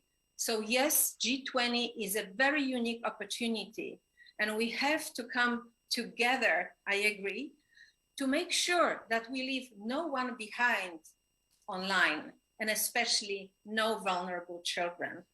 So thank you so much for this meeting. Thank you so much, Joanna. Thank you so much for your contribution. And also for sticking to the time. And apologies, like I said, it's very unfair for you to speak at the end. So I will have now to call, I think we have it connected. There's Maria Lucia Uribe Torres, who serves as the Executive Director of Arigato International. Same here, sorry. Maria Lucia, if you could stick to the time and try to be as fast as possible. Please, the floor is yours. Thank you. Thank you so much. Good afternoon or good evening, Your Excellencies, organizers, and colleagues. First of all, allow me to express my gratitude to the organizers, the Italian Embassy, to the Holy See, and Telefono Azzurro for organizing this important and timely conversation. I'm very honored to join today, and I thank the other panelists for the important remarks and the contributions to this dialogue. I think a lot has been said, and I would like maybe to reemphasize a couple of things and perhaps contribute to two main ideas to move the conversation forward.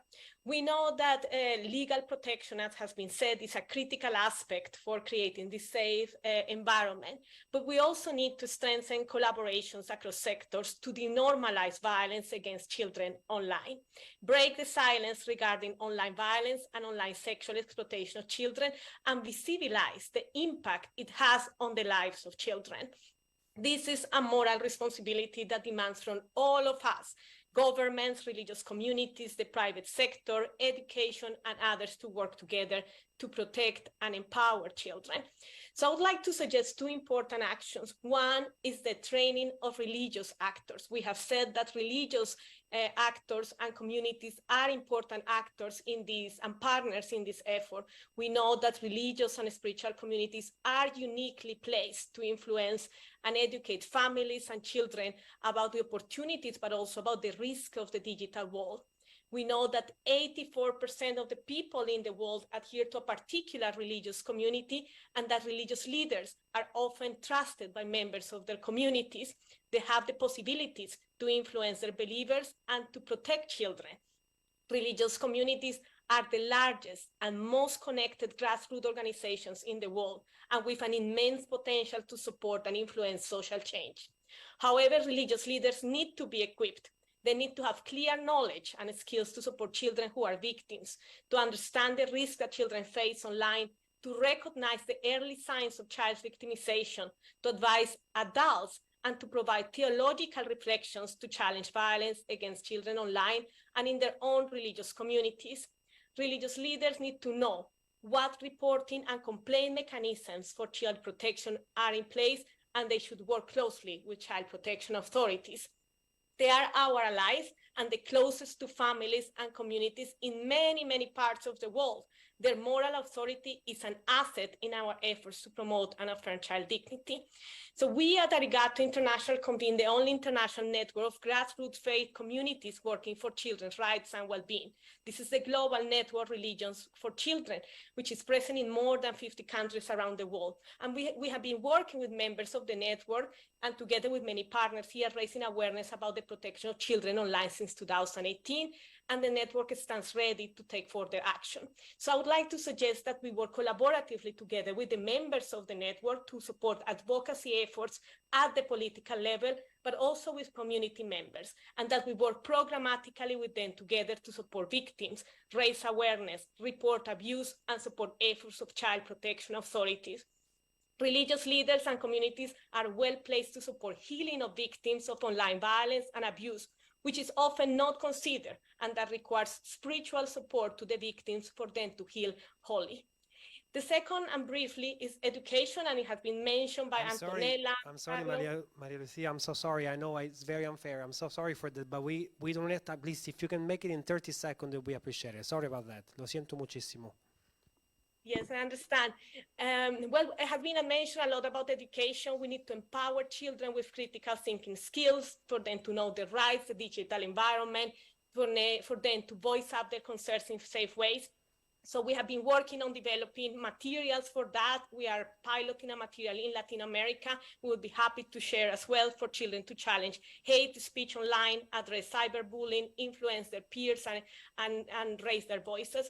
So just to say at the end that I take this opportunity to call for strengthening synergies with the many actors here present. We work in silos, and it is time to work together to make the digital world a safer place for children. So this is our ethical responsibility today, and I hope that out of this conference, this meeting, there will be further collaborations. Thank you so much. Thank you so much, and apologies for rushing through the end. Apologies. We have our last speaker. That was actually very important what you just said, Maria Lucia, and I can guarantee you that this is actually just the start. In fact, it's not even the start. This is already an ongoing process, so absolutely the interfaith dialogue is essential in this regard and in this environment. So our last speaker is David Miles, who serves as the head of safety policy for Meta. We've been talking a lot about Meta, so I think it's actually very fair that David speaks, but I will actually remind him as well that I would just for him to make it in 2-3 minutes the latest. Apologies for rushing you. That's great, Amelia. Thank you very much. And I hope you can hear me clearly. Yes. Firstly, I want to thank Professor Caffo for inviting Meta to speak today. Telefono Azzurro is one of Meta's most valued partners, not just in Italy, but on the international stage. I also want to thank Ernie Allen for his extraordinary leadership over the last few years, not just through We Protect, but on the international stage, on making sure that child sexual exploitation and abuse is one of the first harms where there's been a global response. This year is the 20th anniversary of Safer Internet Day, and I have attended all but 2 in those many years. And this year's theme of making space for conversations about life online is as true now as it was back in 2003. Keeping young people safe online has been a top priority for Meta for more than a decade. Across our family of apps, which include Facebook, Instagram, WhatsApp, and increasingly in the metaverse, it's one of our most important responsibilities. For the first time, Facebook averaged 2 billion daily active users in the last quarter of 2022. To put that in context, on our family of apps, 47% of the world's population aged over 13 use a Meta app. We've invested in teams and technology to combat child sexual exploitation and a range of harms, with more than 40,000 people working on these issues. We've invested $16 billion since 2021 on cutting-edge technology to prevent, detect, and remove and report across a range of harms. We've also made huge strides in terms of well-being and safety. We've also been using age verification technology to help teens to have age-appropriate experiences in partnership with Yoti, a company that specializes in privacy-preserving age verification. In partnership with the Trust and Transparency Control Team, we're also announcing today an EU Youth Design Jam, bringing together young teenagers between 13 and 18 to do a co-design challenge that invites young people to collaborate around design processes, empowering them to share and provide feedback about their online experiences online. On the 27th of April in Brussels, a select group from 4 countries, Belgium, Spain, the Czech Republic, and Sweden, will join us with other social media companies to look at this and bring youth into this conversation.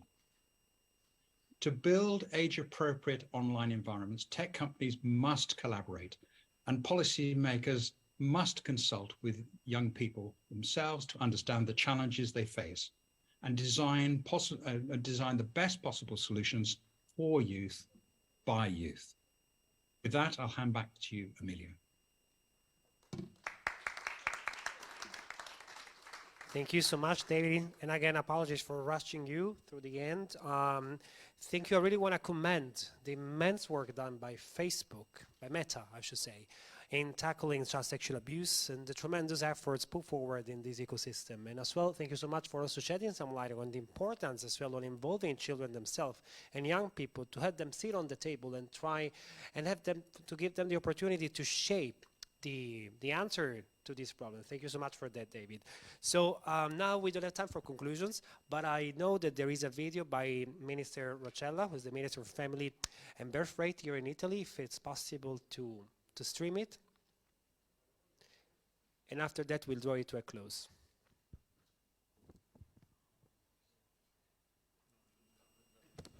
Wrong video, definitely not Mr. Roccella.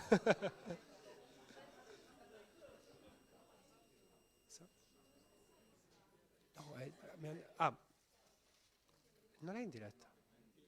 Ah. Sì. If you can put the audio.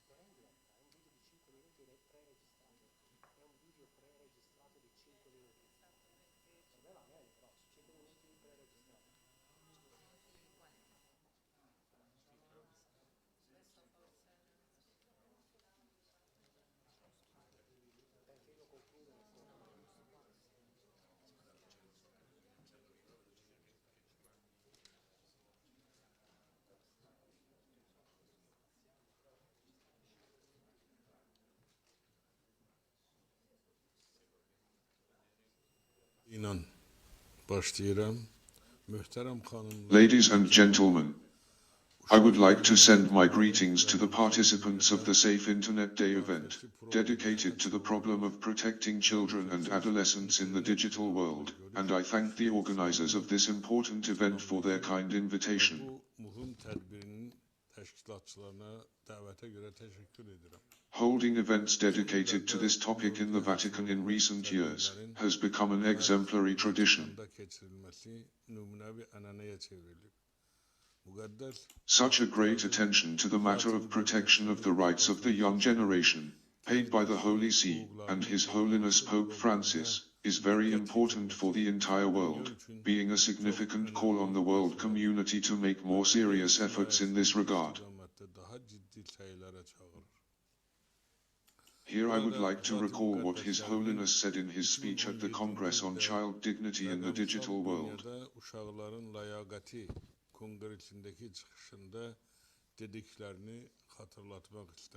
They, that is, children and adolescents, need our respect, but also our care and affection, so that they can grow and achieve all their rich potential.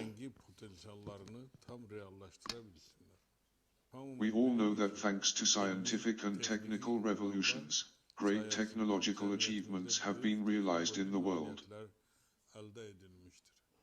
Although some of these achievements have a positive effect on public health, education, and businesses, unfortunately, they also cause psychological stress, damage to traditional values, and passiveness of conscious choice.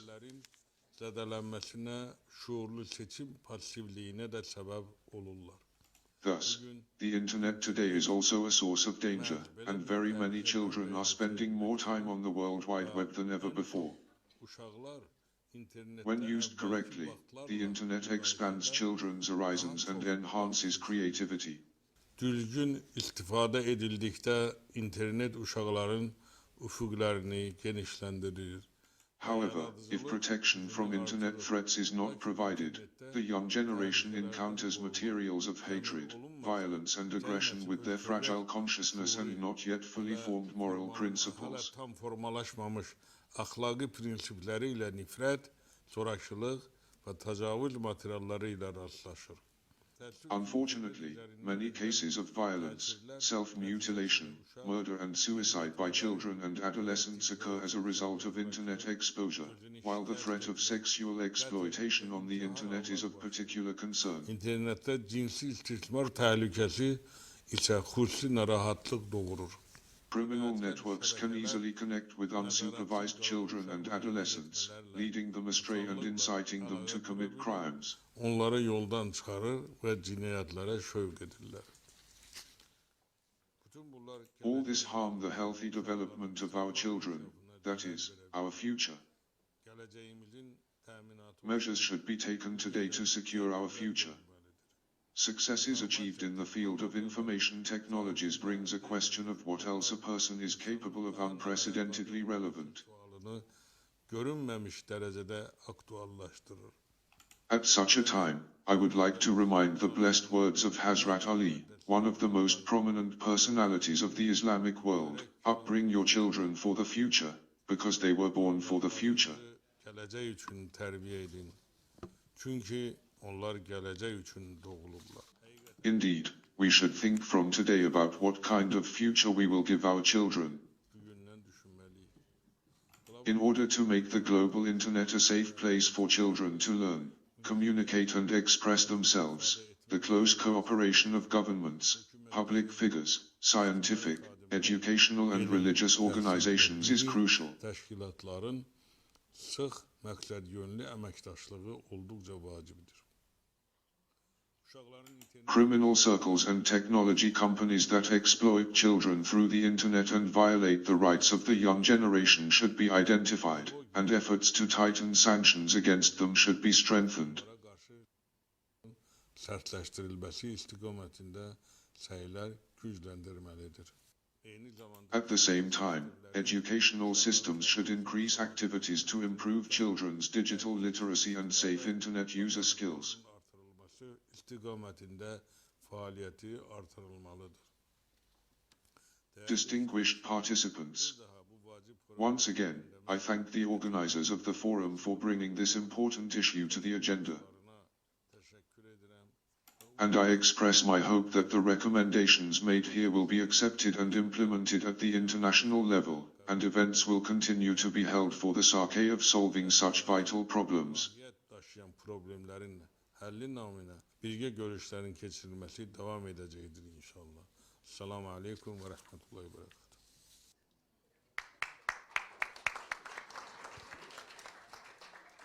Thank you for the Sheikh Allah Shukur Pesazadeh, who is the spiritual leader of the Muslims in Azerbaijan and the Caucasus region and member of the Muslims Elders Council.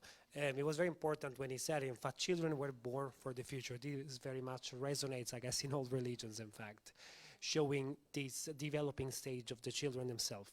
And the importance of the interfaith dialogue. So now we will have the video of Minister Procella.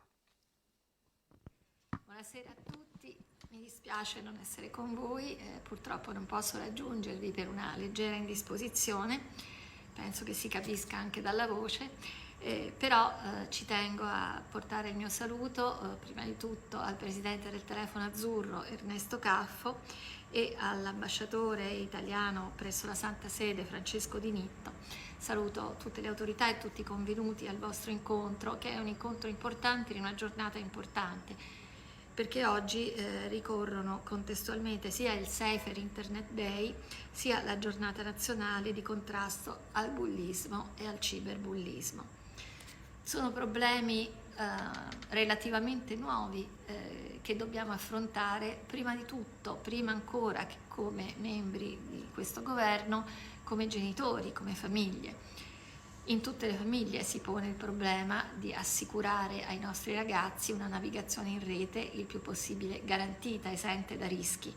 Non è facile, prima di tutto lo dobbiamo fare sapendo cogliere i segnali di disagio, di malessere che i nostri ragazzi possono manifestare, oltre che cercando di educarli, di informarli sui rischi che corrono navigando in rete.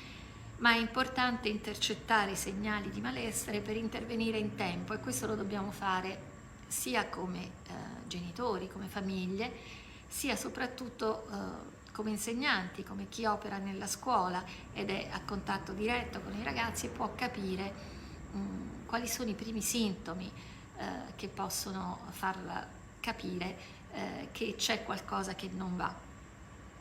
Qualcosa che non va in genere, ovviamente, in primo luogo dalla parte delle vittime, di chi è vittima di ciberbullismo, ma anche di chi invece è dall'altra parte, dell'aggressore, perché può accadere che un ragazzo venga coinvolto in un'azione di aggressione senza una piena consapevolezza, senza sapere fino in fondo quali sono i danni che produce nell'altro, gli esiti che può avere un'azione di questo genere, perché oggi c'è un problema di povertà educativa molto articolato, molto ampio, che riguarda i nuovi rapporti fra i ragazzi e gli adulti, sia in famiglia che nella scuola. Oggi è più difficile che i giovani imparino e accettino i valori che vengono proposti dal mondo adulto,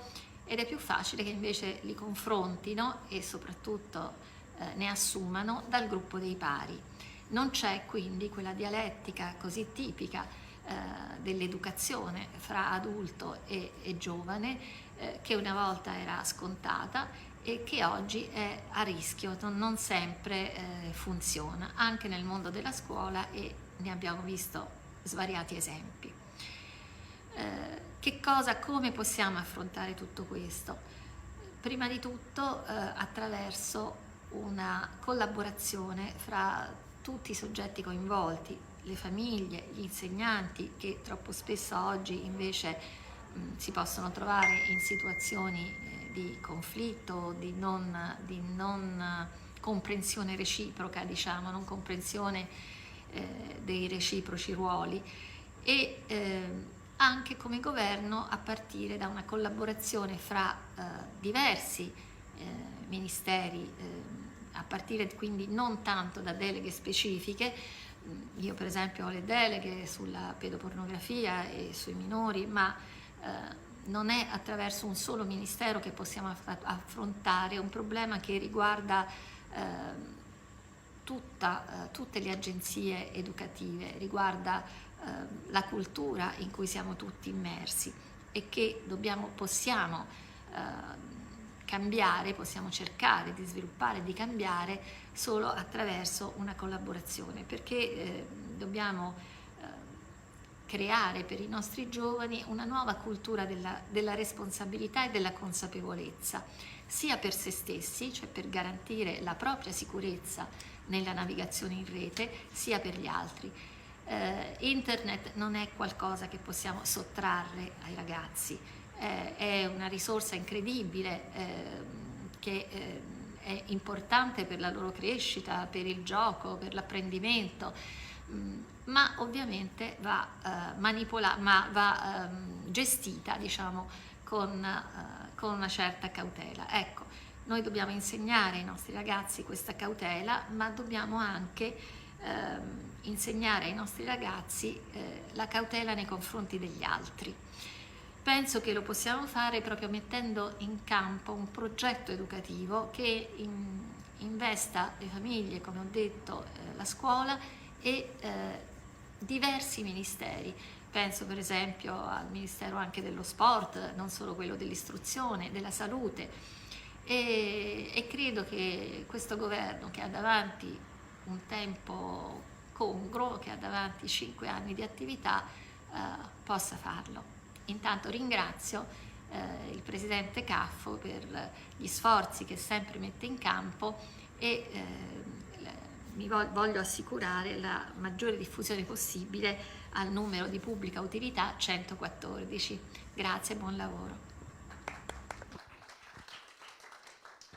Grazie mille alla Ministra Eugenia Roccella. Thank you so much, the Italian Minister for the Family, Birth Rate and Equal Opportunities. This draws us to a close.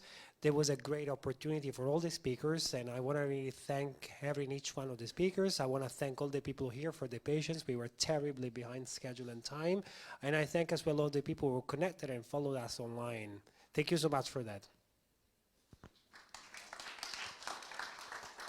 Now we can actually move to the next room where there's going to be a refreshment served. Thank you.